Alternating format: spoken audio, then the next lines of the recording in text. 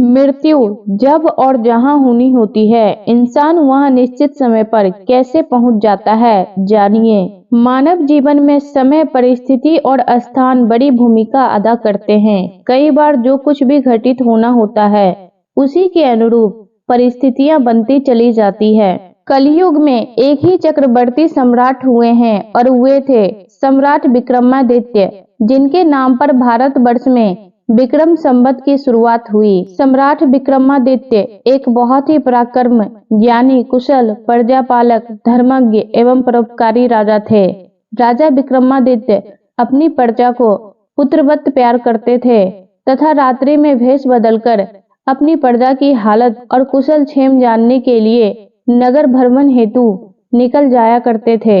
एक बार यूं ही राजा विक्रमादित्य भेष बदलकर देर रात्रि में नगर भ्रमण हेतु निकले। भ्रमण करते करते अमृत बेला का समय हो गया। पांव फटने लगे थे। भोर के इस समय राजा विक्रमादित्य नगर की परिक्रमा करने वाले मार्ग से गुजर रहे थे। मार्ग के दूसरी ओर घना जंगल प्रारंभ हो जाता था। अचानक राजा ने देखा कि एक नौजवान लकड़हारा कंधे पर कुल्हाड़ी लिए जंगल में प्रवेश कर गया और लकड़ी काटने के लिए एक ऊंचे पेड़ पर चढ़ गया। तत्काल ही राजा विक्रमादित्य ने देखा कि एक भयानक रीछ दौड़ा आया और उसी पेड़ पर चढ़ने लगा जिस पर वह नौजवान लकड़हारा लकड़ी काट रहा था। रीछ को पेड़ पर चढ़ते देखकर राजा को बड़ा अचंभा हुआ, क्योंकि रीछ तो पेड़ पर कभी नहीं चढ़ सकता। उस नौजवान लकड़हारे ने जब रीछ को अपनी ओर आते देखा तो उसके हाथ पांव फूल गए। भय के कारण उसके हाथ से पेड़ की टहनी टूट गई और पृथ्वी पर गिरकर उसके प्राण पखेरु उड़ गए। तब रीछ पेड़ से नीचे उतरा और राजा के देखते ही देखते उसने एक सुंदर लड़की का रूप धारण कर लिया और जंगल के समीप ही स्थित एक कुएं की मुंडेर पर जाकर बैठ गई। राजा दूर खड़ा कौतूहल से यह सब देख रहा था और सोच रहा था कि यह लड़की बना हुआ रीछ अब क्या करेगा।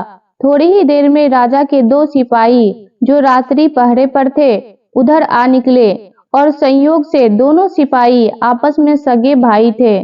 छोटे भाई की नजर जब कुएं की मुंडेर पर बैठी उस सुंदर लड़की पर पड़ी तो बड़े भाई से बोला, देख भाई, कितनी सुंदर लड़की बैठी है। मेरा मन कर रहा है कि मैं इससे विवाह कर लूं। बड़ा भाई बोला, बड़े भाई के होते हुए छोटा भाई विवाह कैसे कर सकता है। बड़ा होने के नाते पहले मेरी है, इसलिए इससे विवाह तो मैं ही करूंगा। तब छोटा भाई बोला, इसे पहले मैंने देखा है, इसलिए इससे विवाह तो मैं ही करूंगा। तब बड़ा भाई बोला कि हम तो व्यर्थ ही झगड़ रहे हैं, क्यों ना हम इस लड़की से ही पूछ लें। यह हम दोनों में से जिसे पसंद करेगी वही इस लड़की से विवाह कर लेगा। इस प्रकार आपस में निर्णय करके दोनों भाई उस लड़की के पास पहुंचे। बड़े भाई ने उस लड़की से प्रश्न किया, हे सुंदरी, आप कौन हो और यहाँ क्या कर रही हो। वह लड़की बोली, मैं पास ही के एक गांव में रहती हूँ और अपने पति की तलाश में निकली हूँ। छोटा भाई बोला, तुम्हारा पति कहाँ है? तुम चाहो तो उन्हें ढूंढने में हम तुम्हारी सहायता कर सकते हैं। तब वह लड़की बोली, अभी तो मैं कुंवारी हूँ और किसी योग्य वर की तलाश में निकली हूँ। तब छोटा भाई बोला, हम दोनों भाई भी अभी कुंवारे हैं, यदि तुम चाहो तो हम में से किसी एक से विवाह कर सकती हो। लड़की बोली, मैं तुम दोनों में से एक से विवाह कर लूंगी, परंतु मेरी एक शर्त है। दोनों भाई बोले, क्या शर्त है तुम्हारी? लड़की बोली, तुम दोनों में से जो भी अधिक बहादुर होगा मैं उसी से विवाह करूंगी। इतना सुनते ही दोनों भाई स्वयं को एक दूसरे से श्रेष्ठ सिद्ध करने की इच्छा रखते हुए आपस में युद्ध करने लगे। लड़ते लड़ते दोनों भाइयों ने तलवारें निकाली और एक दूसरे के पेट में आर पार कर दी। इस प्रकार तड़प तड़प कर दोनों भाइयों ने अपने प्राण त्याग दिए। तब वह लड़की जोर से हंसी और उठकर एक दिशा की ओर चल पड़ी। यह लड़की अब क्या करेगी, ऐसा सोचते हुए राजा विक्रमादित्य भी थोड़ी थोड़ी दूरी रखते हुए उस लड़की के पीछे पीछे चलने लगे। अब तक सूर्य भगवान भी पूर्ण रूप से उदय हो चुके थे, परंतु राजा विक्रमादित्य एक रीछ के पेड़ पर चढ़ने और फिर एक सुंदर लड़की का रूप बदलने की विचित्र घटना अपनी आंखों से देखकर अपनी सुध बुध खो बैठे थे। उन्हें अपनी भूख प्यास एवं राजपाट के विषय में कुछ भी ध्यान न रहा।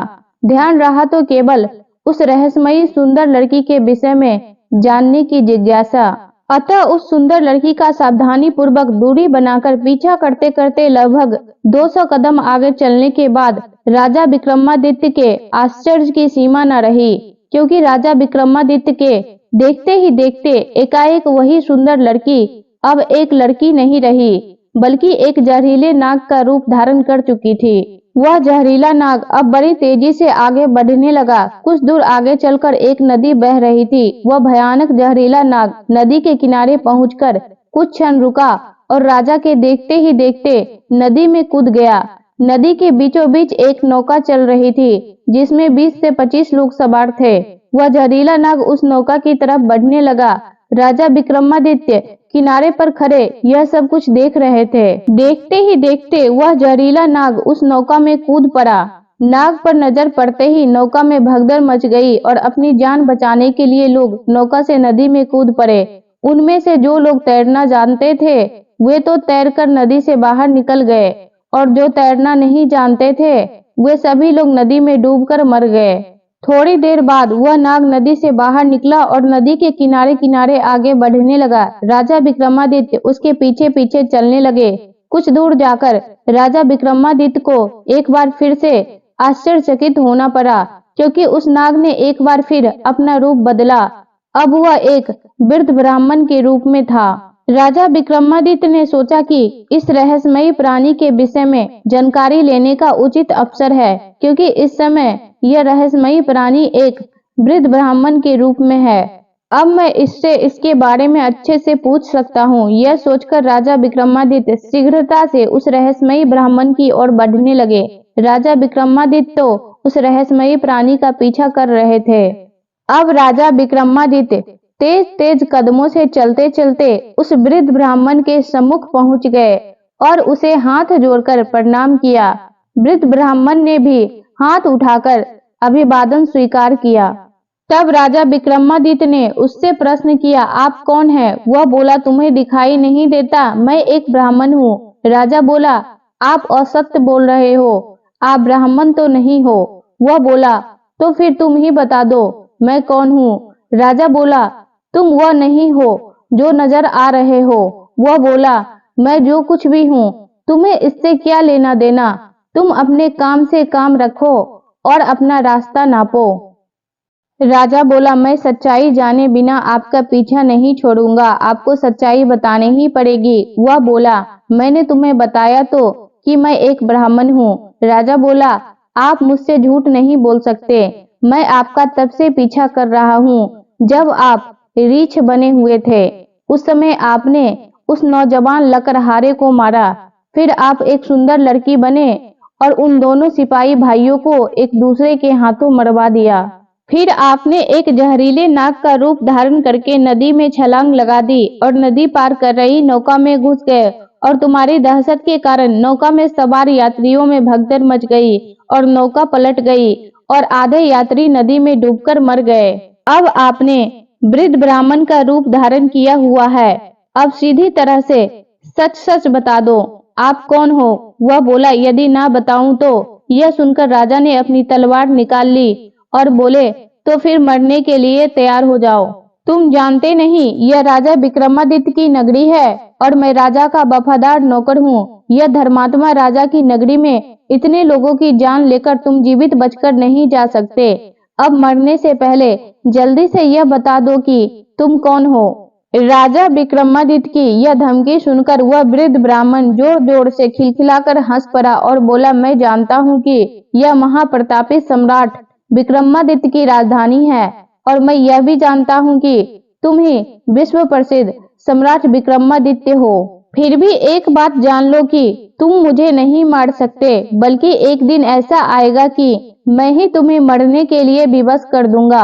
उसके यह बोल सुनकर राजा विक्रमादित्य सोचने लगे कि जिसने इस भेष में भी मुझे पहचान लिया वह कोई छोटी मोटी हस्ती तो हो नहीं सकती। तो राजा थोड़े विनम्र होकर बोले, अब आपने मुझे पहचान ही लिया है तो कृपया आप बताएं कि आप वास्तव में कौन हो। तब वह ब्राह्मण बोला, किसी ने सत्य ही कहा है कि संसार में 4 प्रकार के हट प्रसिद्ध हैं, राजा हट, बाल हट, त्रिया हट और योग हट। तुम राजा हो, राजहट पर अड़े हो, बिना मेरी सच्चाई जाने तुम मानोगे नहीं, इसलिए मुझे बताना ही पड़ेगा कि मैं कौन हूँ। अतः राजन, अब ध्यान लगाकर सुनो कि मैं कौन हूँ और तुम्हारी राजधानी में क्यों आया हूँ। तब उस वृद्ध ब्राह्मण ने बताना शुरू किया, हे राजन, मैं तुम्हें बताता हूँ कि मैं कौन हूँ। जो भी मैं बताऊंगा एक एक शब्द ध्यान लगाकर सुनना। मेरा नाम काल है। तुम जानते हो कि इस संसार में जितने भी प्राणी जन्म लेते हैं उनकी मृत्यु निश्चित है।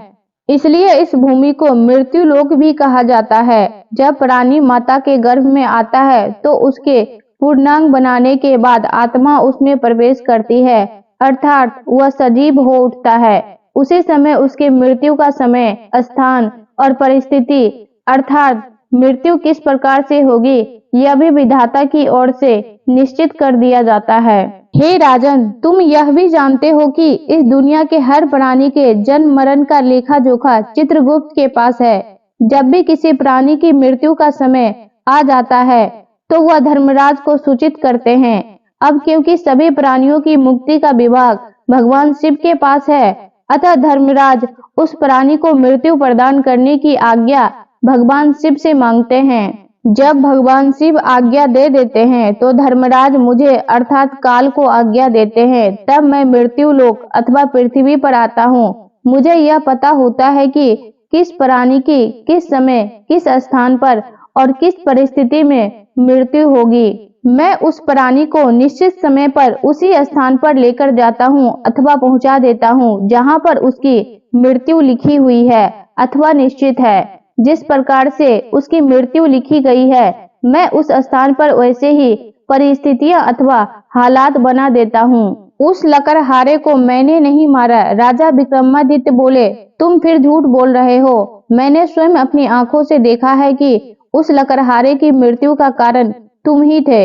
वृद्ध ब्राह्मण बोला, बेशक कारण मैं था, लेकिन संसारिक लोग तो यही समझते हैं कि लकड़हारे की मृत्यु पेड़ से गिरकर पेड़ की टहनी टूटने के कारण हुई है और फिर मुझे तो मृत्युदेव धर्मराज के आदेश का पालन करना ही पड़ता है। उसकी मृत्यु पेड़ पर से गिरने के कारण लिखी गई थी, इसलिए मैंने रीछ बनकर वैसी ही परिस्थितियां एवं हालात पैदा कर दिए। नहीं तो जरा सोचो, यदि असली रीछ होता तो क्या कभी पेड़ पर चढ़ पाता? कदापि नहीं। परंतु वह तो मैं था और मेरे लिए तो कुछ भी असंभव नहीं है। अगर उन सिपाही भाइयों की बात की जाए तो उनको भी मैंने नहीं मारा। उनकी मृत्यु एक दूसरे के हाथों लिखी थी, इसलिए उनके लिए मुझे सुंदर लड़की बनना पड़ा। नौका में सवार कुछ लोगों की मृत्यु पानी में डूबने से लिखी थी, इसके लिए मुझे भयानक नाग का रूप धारण करना पड़ा। हे राजन, मुझे लगता है कि अब तो आप अच्छी तरह समझ गए होंगे कि मैं कौन हूँ और तुम्हारी नगरी में क्यों आया हूँ, और यह भी समझ गए होंगे कि समय, स्थान और परिस्थिति की संसारिक प्राणी के जीवन में कितनी बड़ी भूमिका होती है। राजा विक्रमादित्य ने वृद्ध ब्राह्मण रूपी काल की बात बड़े ध्यान से सुनी और गंभीर हो गए।